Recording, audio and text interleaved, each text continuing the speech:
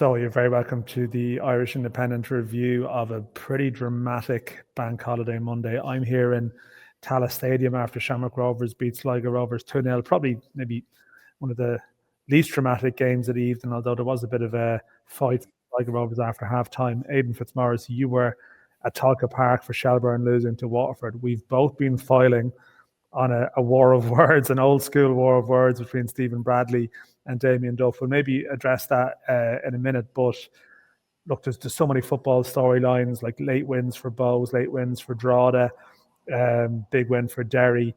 But maybe we'll start at the games we covered. You were at Talca, and I mean, Shelbourne are 7th. I mean, that's an incredible thing to be saying, but that's what happens if you don't win for 5 games. Yeah, and it's very typical from Shelbourne. A lot of the time, what's frustrating for them is goals are very, very soft. If people look back on the goal they conceded from Pádraig Amond 3 minutes in, soft enough header from Amond. Conor Kearns goes down, and Conor Kearns actually effectively pushes it over the line. Not the kind of goal that Kearns or Shelbourne were conceding last year. So a lot of those goals that Shelbourne are conceding do seem to be very, very soft.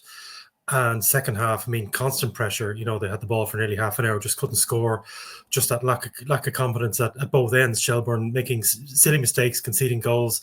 Sam Bowen, a couple of them over the last few weeks while he was benched tonight. And just not that lacking that bit of punch up front. And Shelbourne really struggling for that. And a lot of things, they are getting players back. Dan Kelly to Wright Wilson, they are getting players back from injury, but it's just not going right for Shelbourne at the moment. No.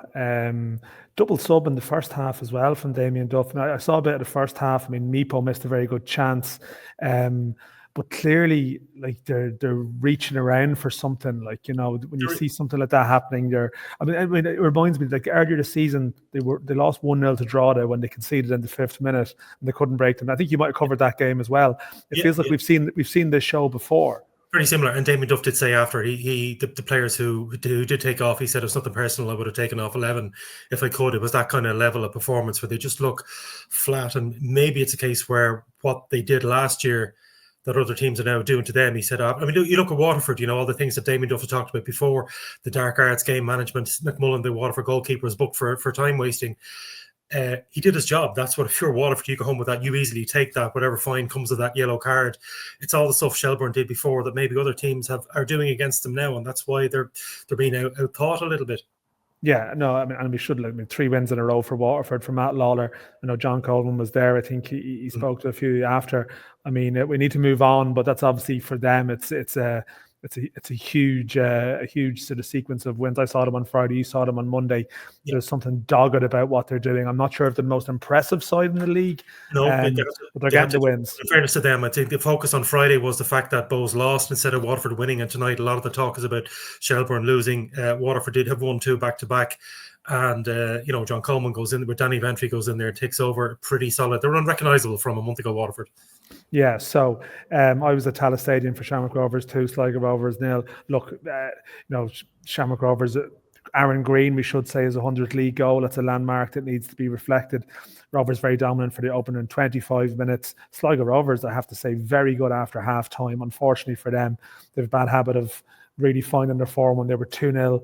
When they're 2-0 down, they're getting a lot of practice. But I think from a Shamrock Rovers perspective, they've conceded leads in the last 4 games. For them, they can just bank this one and move on. But we should say, I mean, I don't know, I got a text from a colleague of ours who said, who saw this Bows and Derry title race coming? Which is just an insane sentence. But talk about Bows, Ado. I mean, on Friday, I was there.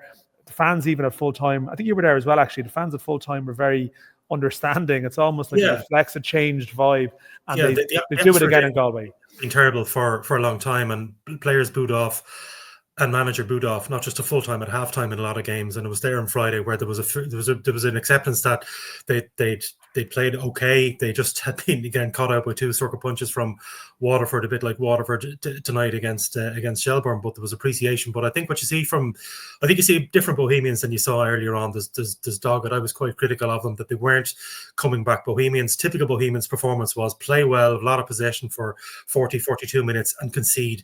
And once they went down, they weren't coming back. They've shown that resilience now in the last couple of games, 3 of the last 4 games coming from behind, still conceding a lot of goals, not many clean sheets, which would be a concern. But that resilience that was missing, that's there there now. I didn't see a lot of team spirit in the first couple of weeks of the season. It's been there in the last month. I tell you, one team you'll never doubt their spirit is Drogheda United. Again, a bit of an incredible game with Cork City. I saw a bit of that before the game here. I mean, Pero Gennaro Daniel scores 2. Would have been a big story in normal circumstances, but at the other end, their Dutch goalkeeper Tyne Troost, he commits a foul in injury time. It's hard to complain with the decision. And talk about resilience. I mean, they've started to concede goals, which they weren't doing. They conceded 2 goals in each of the last 2 games, but they get to win. And there's 14 games, and we're getting close to halfway, and they're still top 8. And and options. They look at Kevin Doherty. I mean, I think a lot of managers, when it's going well, it's easy to manage when things are going well. There's no pressure, not the same pressure on Drogheda as there was on other teams. They do have resources that maybe they didn't have a couple of years ago when it was going well.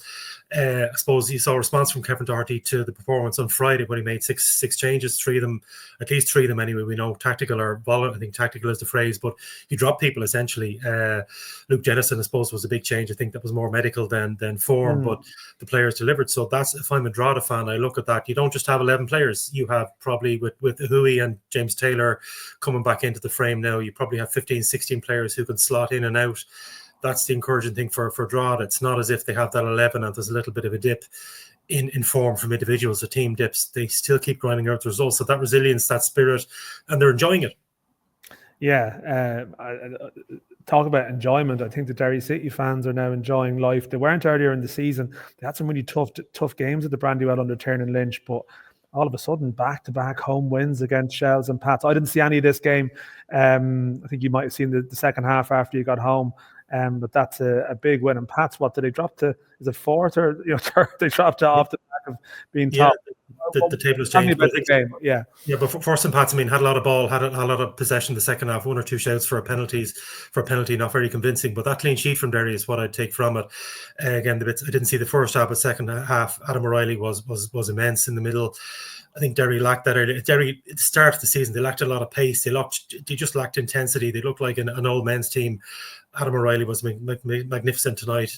Danny Mullen, Liam Boyce has come back into form. A lot of things are clicking now for Derry. And Derry and Bohemians probably a couple of weeks ago were possibly not relegation really, but bottom half teams are now the teams there's Derry up to 3rd. So yeah, but we know this table can change in the space of a day. It'll change in a week, and we'll be having a different conversation next Friday night.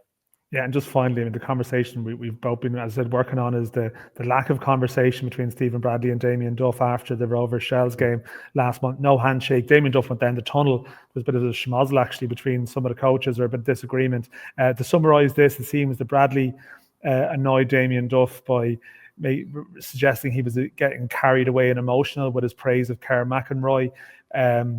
Damien Duff thinks that was an attack on his character. That's why he says he didn't shake hands. Stephen Bradley says it's a lack of respect. He shows respect when it suits him. That's what he said just here to us a couple of minutes ago. I mean, they've been allies on certain things, these two. Colin Healy back in football today with Kerry, amongst other things. But they're not friends at the moment, they don't. But there's so many, managerial managers we know clearly don't like each other. I'm not going to name them here. We do have libel laws, but been a lot of personal tension between managers who really couldn't stand to be in the same room. You would have thought that Duff and Bradley were friends. They would have worked together at Shamrock Rovers when Duff was there as a coach in the academy, and they were, as you said, Dan, they were very much on the same thought process in terms of a lot of things with the FAI, but it does seem to be quite bitter. It's probably something that a little bit silly could have been cleared up by a phone call. I was there that day. It was actually me who asked a question to Stephen Bradley about Kerr McEnroy, that Duff had said he was the best player in the league. I asked the fact that he came with his link with Celtic and Rovers' links with Celtic, was a not possibility for Rovers to get him had they passed him by. And Bradley kind of laughed and said, well, Damien gets a bit emotional.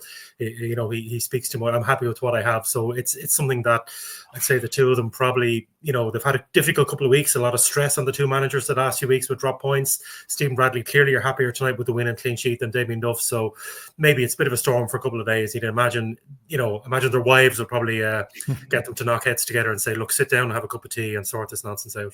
Well, who knows? The next meeting could be in the Aviva. We'll see if that happens. Maybe not, but that'll play itself out. But Aidan, thanks for your review. Another event from Monday. We'll be back on Friday. Thanks, Dan.